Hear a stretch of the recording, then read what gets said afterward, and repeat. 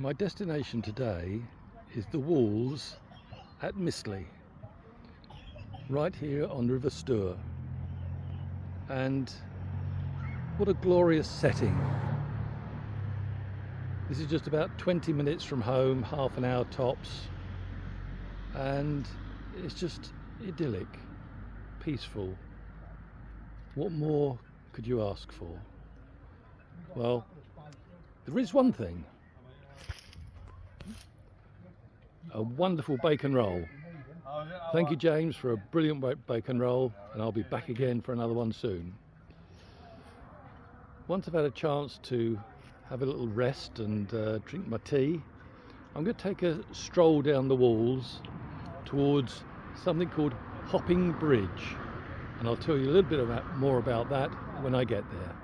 I'm walking down the Walls here in Mistley, and you can probably see over my right shoulder why it's called the Walls.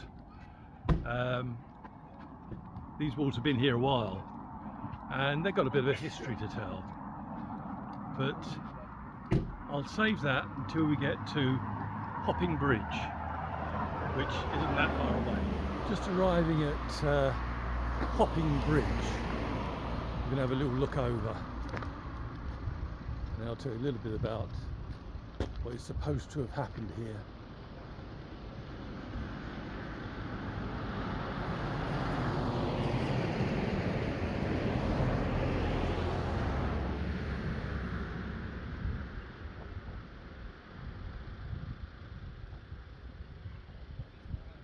A bit muddy now, but still, what a peaceful, tranquil sight.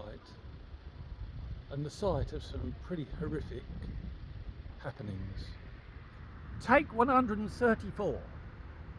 This is a site where Matthew Hopkins is reputed to have put many of his victims to the test by swimming. When I was younger, I always associated that with ducking stores, and when you really think about it, that's not really practical. So what used to happen when they would tie the victims' thumbs to their toes, they would then tie a rope about their waist, throw them in the water and drag them across the lake.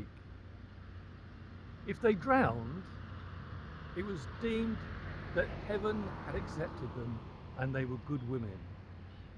If, however, they survived, which most of them did, it was deemed that heaven had rejected them and they were witches. And then inevitably they would probably be hung. It's a misconception that witches were burned. In this country, that certainly didn't happen, except for one exception where the woman accused of witchcraft wasn't burned for witchcraft, but burned for having an adulterous affair. So, yeah. The other thing Mistley's interesting for is that I think it was 1247 Matthew Hopkins died. Historians believe that he died of consumption rather than the grisly ends which many towers are adorned with. And it's recorded that he was buried somewhere in Mistley's first church on the 12th of August of that year. Anyway, enough of the Grizzlies. Why am I telling you this? My charity is going to be one of the charities that support women in abusive relationships. Violence towards women, whether mental or physical, has always been abhorrent to me, and I really want to help support women in that sort of circumstance. It's a horrible statistic that on average, 2 women every week are murdered by their partners or their exes, and really that's got to stop. We've got to help those people that are in those situations. We've also got to change people's mental perception of what it means to be a partner or a wife in those circumstances. So I hope you'll support the charity. I will be putting up links to it in the near future. At the moment there are two charities which both have the similar aims, and I'm not quite sure which one to go with yet. But the link will be there very shortly, and I hope you will support it. And I hope you will follow my trials and tribulations as I drive around Great Britain. Have a wonderful weekend, and I hope the weather is as good as it is here wherever you are. Have a wonderful day.